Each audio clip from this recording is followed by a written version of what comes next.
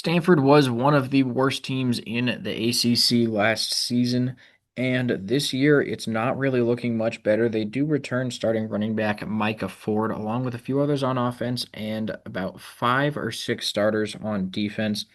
I think that it's not going to do Stanford much good considering they had one of the worst defenses in college football last season, giving up 30 points a game and 400 yards per game. That's just not something that's going to go well against these ACC teams who typically like to throw the football quite a bit. Their first game, though, is going to be a road trip to Hawaii, and that is in week 0. I think it's going to be relatively interesting, but we don't expect Hawaii to be very good. So the fact that it's a long flight for Stanford is going to play into the game a little bit, but not enough that I think it will matter. I have Stanford winning this one on the road to start the season. But the following week, they are still on the road, this time facing BYU. And I will preface this by saying that the 5% you see was when BYU had Jake Retzlaff as their starting quarterback. With him no longer with the program, BYU is in a little bit of trouble considering that the scramble to get a quality starting quarterback in the system now from the program.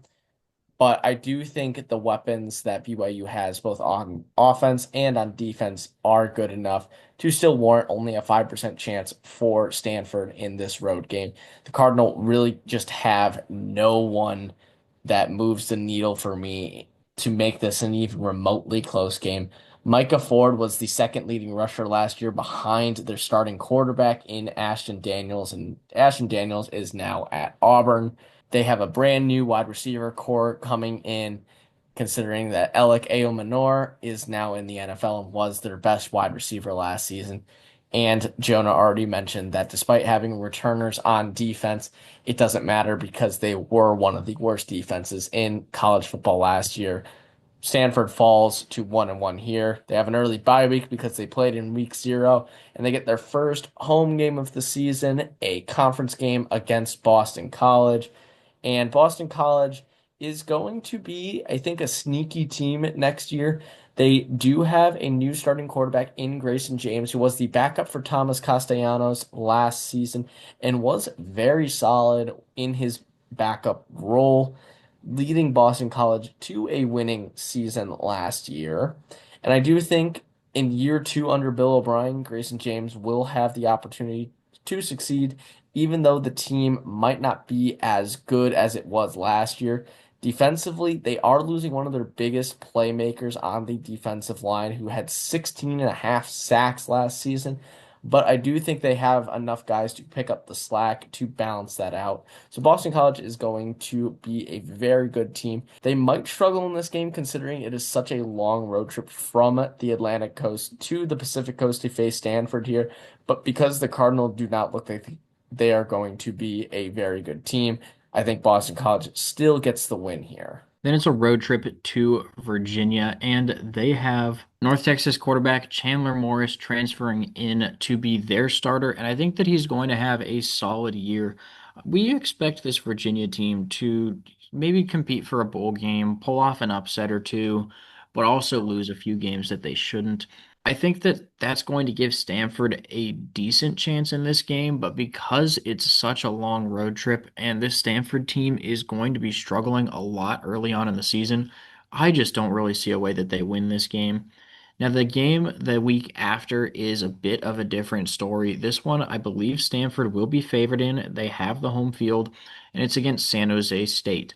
This is a game that they actually lost last season, but the key this year is the fact that San Jose State no longer has Nick Nash. And Nash was an incredible receiver in college football last season, had some ridiculous stats. And against Stanford, he absolutely torched their secondary.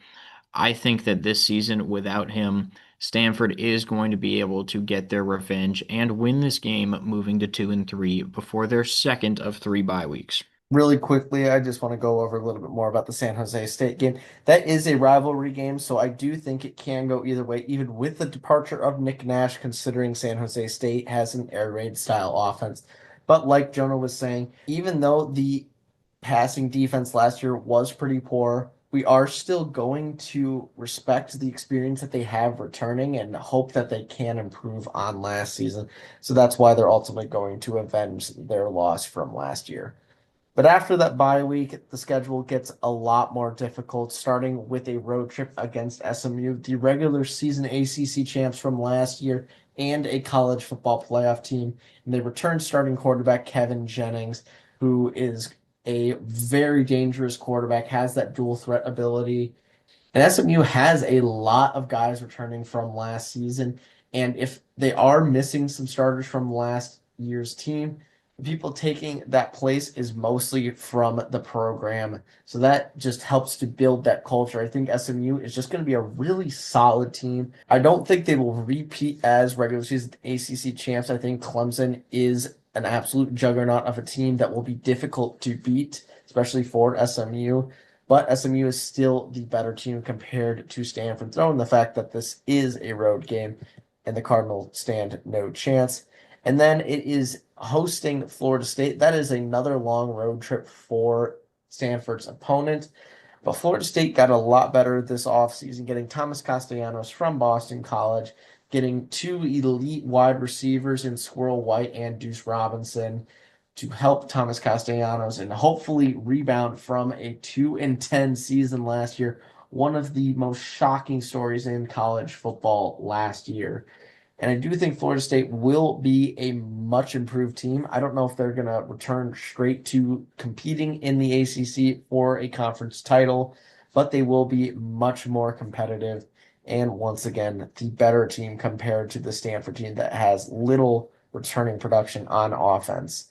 So Stanford drops this game, moving to 2-5. Then it's a road trip all the way across the country to face Miami. And the Hurricanes are going to be very, very good this season. Now, they did lose the number one overall draft pick in Cam Ward, but they replaced him by poaching Georgia's former starting quarterback in Carson Beck.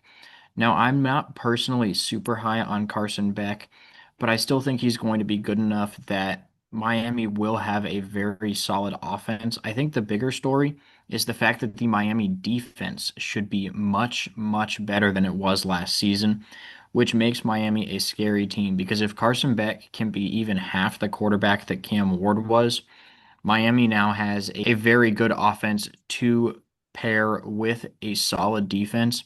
They're a threat in the ACC now, and I think they are a significantly better team than Stanford. This one's a no-brainer.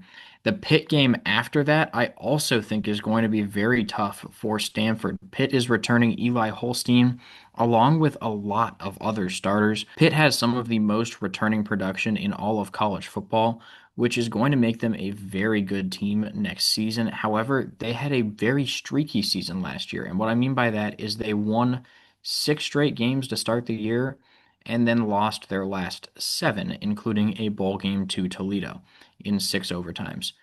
I think Pitt is probably not going to do the same thing this year. I would lean maybe a little bit more towards finishing around, 8, maybe even 9 wins, depending on their schedule.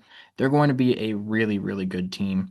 And I really don't see Stanford being able to compete in this game, even though it's at home. I like Pitt to win this one pretty handily.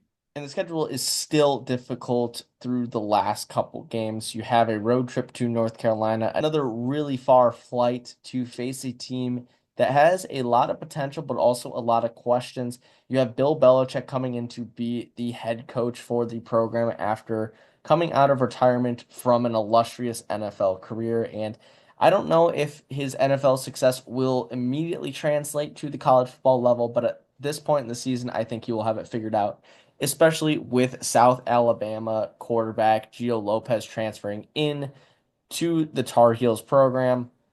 I think he will be very solid. There's a reason Bill Belichick wanted him, and I think by the end of the year, he will utilize him very, very well. There is just way too much potential and talent on this Tar Heels team.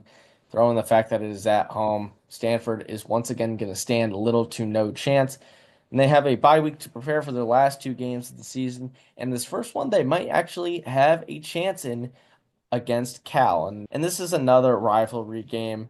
but Cal is going to be much worse this season. They were one team early on in the offseason that we were very high on with the return of Jaden Ott at the starting running back position and bringing in Devin Brown to compete for the starting quarterback job.